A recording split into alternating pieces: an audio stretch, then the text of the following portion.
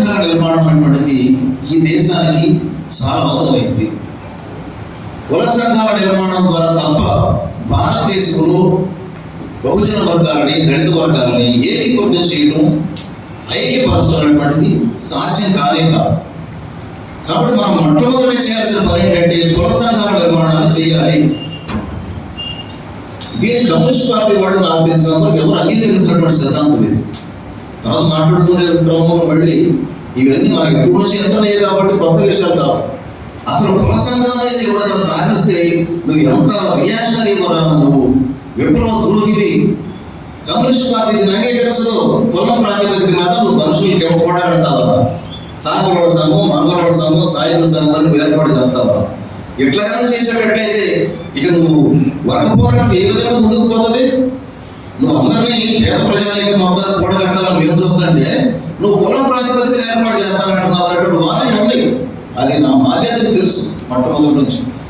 ఇప్పుడు కుల సంఘాల నిర్మాణం తప్ప, కుల ప్రాతిపదిక మీద నిర్మాణం చేయడం తప్ప, కుల ప్రాతిపదిక మీద పిలిపించి ఐక్యం చేయడం తప్ప ఏ కులానికి ఆ కులాన్ని దీని భారతదేశంలో మనం మార్పు లేదు.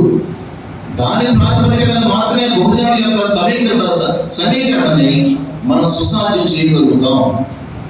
దానికి వివరణ కూడా చాలా సుదీర్ఘంగా పుస్తకం ఉంటుంది. ఏమంటాడంటే అన్ని రంగాల్లో కూడా ఏ రంగంలో చూసినా కులాన్ని బట్టి మనుషులు విభజించబడ్డారు.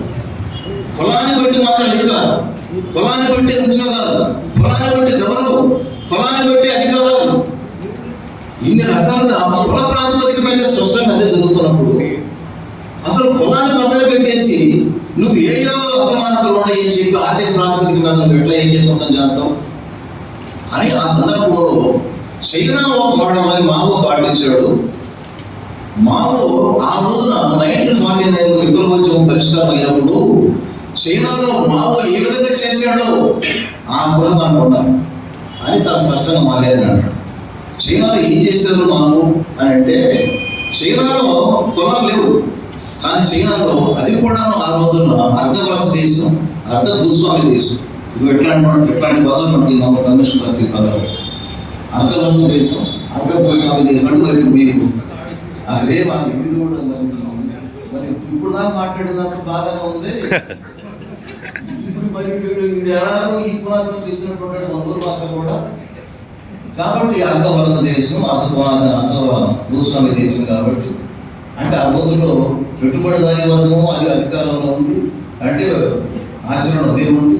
భూస్వాములు ఉండాలని అర్థం. అంతవరకు తెలియదు అనుకోండి. ప్రస్తుతానికి ఆ రోజుల్లో భూస్వాములు ఉన్నారు, పెట్టుబడిదారులు ఉన్నారు, కంపెనీలు ఉన్నారు, అన్ని రకాలు ఉన్నారు. యువత పక్క ఎవరు ఉన్నారంటే పీడిత ప్రజానీకం అంతా ఉన్నారు. అంటే కార్మికులు ఉన్నారు, రైతు కూలీలు ఉన్నారు, రైతాంగం ఉన్నారు. ఆ రోజు మామ ఏం చేశాడంటే రైతులు ప్రత్యేకంగా కూడబెట్టాడు. ఆ రోజున మావ ఏం చేశాడంటే రైతు కూలీలు మాత్రం ప్రత్యేకంగా కూడబెట్టాడు. ఎవరి వాళ్ళు కూడబెట్టేసి వాళ్ళందరూ ఫెడరేషన్ లాగా తీసుకొచ్చి విప్లవోద్యమాన్ని పరిపూర్తి చేశారు. కాబట్టి చైనా మోడల్ ఆ రోజు ఏ విధంగా ఉందో మీరు తీక్షణంగా గమనించండి. కమ్యూనిస్ట్ పార్టీల్లో ఉండే వాళ్ళందరికీ కూడా చైనా సంగతి తెలుసు, రష్యా సంగతి తెలుసు. వాళ్ళు ఎట్లా కూడబెట్టారో కూడా తెలిసి కూడా ఇవాళ మొత్తం కూడా భారతదేశంలో ఆర్థిక వ్యత్యాసాలు ఉన్నాయి, ఇది వర్గ సమాజం, వర్గ పోరాటం అని ఏదో ఒక ముందు కొత్తగా మాట్లాడేటువంటి ఈ కమ్యూనిస్ట్ పార్టీలు చేసిన పెద్ద తగ్గుదము. కాబట్టి ప్రజలు మనం ఏకీకృతం చేయాలంటే కులమే కులాలి.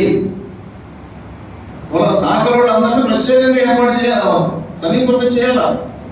అంతేగాని బీసీలు ఏకం చేద్దామని మొట్టమొదటి ఒకేసారి ఆకాశంలో పోయి మొత్తం పోగేద్దామంటే కుదరదు. అదే బాలేదు అది.